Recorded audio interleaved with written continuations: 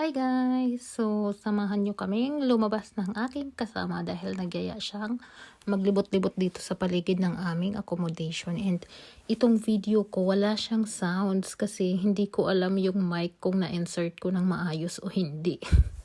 Ay nako, nakakaloka. But anyways, kaya magvo-voice record na lang tayo pansamantala dahil wala nga itong sounds na aking video. Yun yung problema ko, yung mic siguro. And inaantay ko dito yung kasama ko dahil nga nagsalang siya ng labahin niya and isasampay muna niya bago kami lumabas ng bahay. Tapos, mag-alas 8 na yan ng gabi. Masyadong maliwanag pa din. And nagbaon lang ako ng tubig, payong, tapos candy, if in case, backpack din ang dala ko dahil kapag may gusto kaming bilhin is madali siyang mailalagay dyan sa loob ng aking backpack. 8 PM na yan guys, super maliwanag pa din. Pero kapag winter daw dito, parang alas 6 pa lang madilim na, ganun. Pero ganyan, alas 8 ng gabi na yan, super liwanag pa. And yung accommodation namin is nasa taas ng bundok. So, dahil nasa taas ng bundok ang ating accommodation, maglalakad kami pababa doon sa may highway. And malapit lang naman to guys. Tapos, ganito din yung daily routine namin kapag nag-start na kaming pumasok. Dahil wala ditong bus station, lalakarin na papasok sa aming trabaho, mga 30 minutes lakad, ganun. Everyday exercise talaga, but it's okay kasi peaceful naman dito, sobrang tahimik. Ang ganda talaga din, as in, yung mga bato-bato na yan, nakikita nyo yan, yan yung ginagawa nilang wall sa mga kanya-kanya nilang bahay na pinapagawa dito. Kung sa Pilipinas is yung ginagawa natin hollow block yung gamit, dito mga bato-bato, as in. Pero ang ganda ng kinakalabasan, ito yung palabas din sa highway. Tapos kung makikita nyo din yung likod ng mga videos ko, minsan nasa kusina kami, ang ganda ng wall nila, di ba pinagtagpi-tagpi na ba to? As in.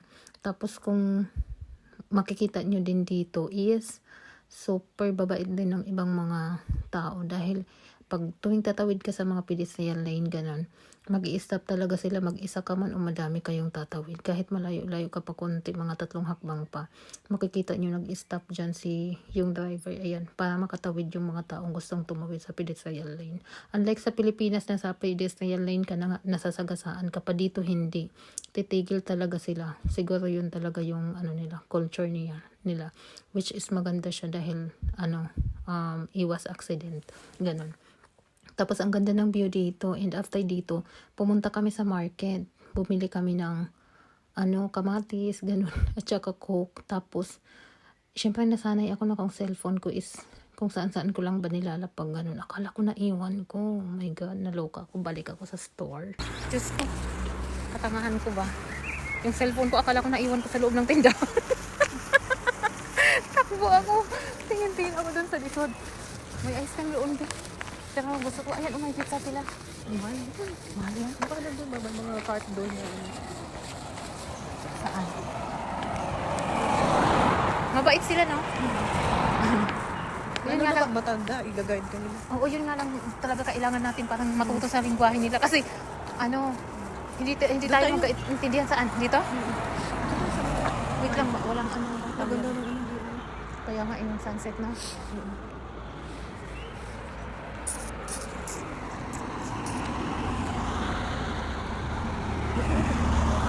Tumingin na?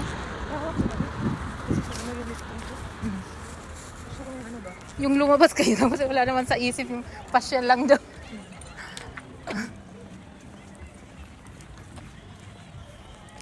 Papasyal lang daw kami, napabili ako ng kamatis, orange, at saka yung palaman kasi naka-promotion siya. 1 point something. May palaman pa ako doon. Sabi ni Mariana, Christina, masarap daw po. Yan? Oo. Hindi yan yung kinuha ko, yan ba yun? Yun. Pero masarap pa daw ito sa Nutella. Kasi siya hazelnut. Baka mapunit yung plastic. Yan ba yun?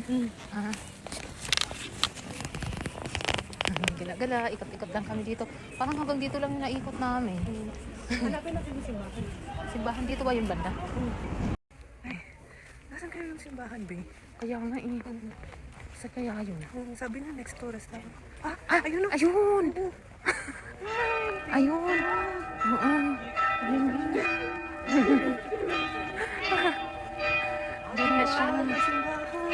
simbahan dito.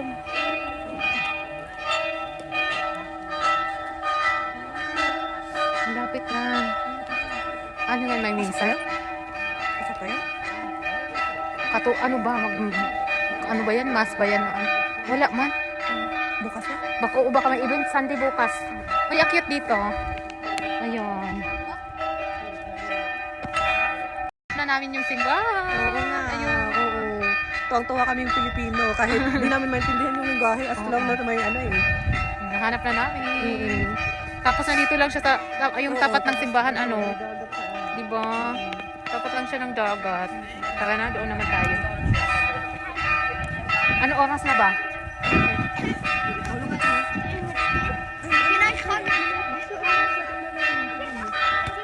Oo. Kasi bato nga dito, di ba? Ano ba? 8:45. Wag na 9 na. 8 na kanina pag tayo umalis, Ano, di ba? gusto mo pa? Ano to? Ito yung tinatawag na tulip, no? Yan ba yon? Hindi ah. Hindi yan. Yung tulit matataas. Ah.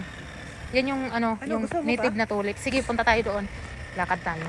Para di masyadong mainit ba? At least nahanap na natin yung simbahan. Nahanap na namin yung simbahan, guys. Sinilip pa niya kanina dyan. Sinilip pa niya. Ang lugar nila is restaurant. Kaya nga rin. Sinilip pa niya dyan sa loob kanina. Sementeryo pala. May cross. Tapos sa Nintendo pala. Dun sa may cross. Ibig sabihin mostly sa kanila mga Christian. No? Oo. Kasi ano, ayun ang may cross dyan. Tapos yung simbahan din nila doon. No? Kasi may cross. Akala ko yung ito Oo, na yung simbahan. so tapos ibig papasok sabihin, na may simbang gabi din yan sila. Oo, siguro. No?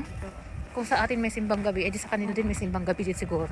Ay, pwede tayo makapagsimba niyan. Ganda dyan. Parang private siguro. No? Baka. O baka sa likod ang daan. Ang dilim, no? Kaya kailangan talaga may flashlight tayo eh. Hanap tayo ng flashlight. Ano? Posting sa Daan, no? Ang babaw ng pagkain ng gabi. Oo nga eh. Ang bango. Yung mga pasta. Ang bango parang walang ligo. Yung amoy aroma ba? Amoy aroma. Ay, oo nga, no? Oo, no? Saan kaya dyan? Maraming tao. Ano nga, yan church yata. Ano, parang siguro mga, alam mo yung Christian church. Ang dami dito naglalaro. Ang daming bata naglalaro. Kasi pag may snow, wala na yan. Kasi bukas, holiday kasi bukas, ano? Mariana. Hindi niya tayo nakita. Saan tayo? Ha? Doon, papunta doon. Doon? Gusto mo pa? Wag na. Wag na? Bukas naman ulit, magsimba tayo. Dito na tayo, umuwi na tayo, gabi na. Mahigpit ang nanay ko. Charis, tingnan mo yung bundok, no, nakakatakot din. Hindi kaya yan gumuho. Di ba? Nakakatakot, no? Kasi pag guguho siya, tapos dagat, no? Pero hindi naman siya siguro basta-basta guguho, no? Kasi mga bato-bato yan eh. Kasi pag gumuho siya, delikado, no? Kasi mga bato-bato. Galing ang mga bahay nila binong kapag baba mo lang ano na. Restaurant, simbahan. Hindi kong kainan din. Ano yata yan eh, yung mga seafoods. Ano na? Uwi na tayo? Oo, uwi na tayo. May bukas pa. Sa Friday, walang pasok. Friday. Next week, di ba? This Friday. So, dito na tayo. Ito. Aakyat kami dito. Tingnan nyo naman yung dadaanan namin pa uwi. Kaya kailangan talaga ng flashlight tayo. Lalo pag yung out mo is alas 9 ng gabi. Parang pag alas 9, ano pa no? Di pa masyadong parang hapon. Pero pag winter, ano na yun, hating gabi na yun, di ba? Tapos uuwi ka, naglalakad ka, tapos nag-i-snow pa. Di ba? Tapos layo-layo pa ng lalakarin mo. Sa Monday na lang, pagpasok mo, sasabay ako sa'yo pumunta doon. Tapos magkawala-wala ako dito. 6:30 na yung schedule ko. Ay, 6:30? Oo. Ay, ganun? Kasi mag-ano kami sa gulay. Magtatanggal kayo ng mga luma-luma na ano. Ganon yun eh. Oo. I-check niyo yung mga punggos.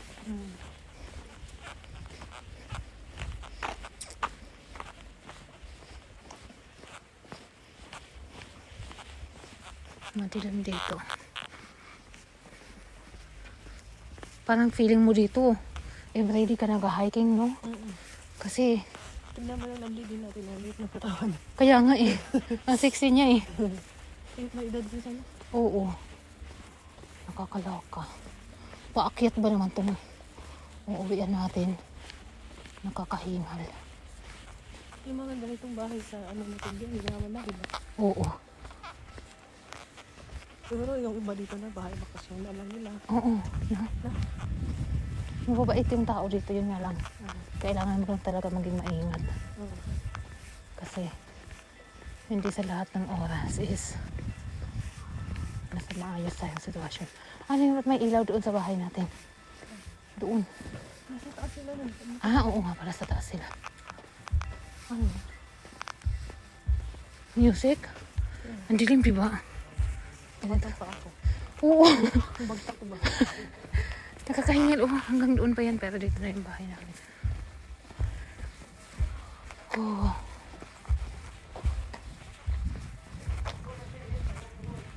Ay, nakakaloka.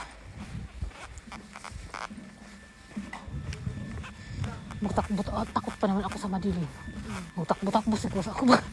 Pag mag-out ako. Wala pa naman flashlight. Kaya nga eh. Magtingin ka dun sa ano ba? Umumpag po. Pumunta ako. Kailangan ko makabili ng flashlight. Hawakan na ito para mag-upon tayo. Kasi na, dito na tayo sa bahay. Sa bahay ni Kuya.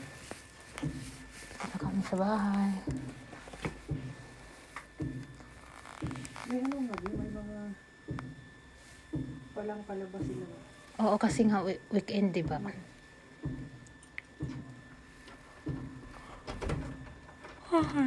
Ano ba yung parang inantok ako doon? Konting ikot nga lang yung ginawa natin eh.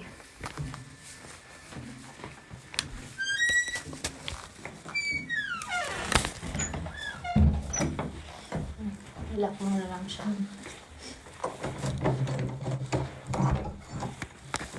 So, nandito na kami. So, bahay na kami. Kakaloka. Nagpagod lang. Gusto lang umikot kung saan.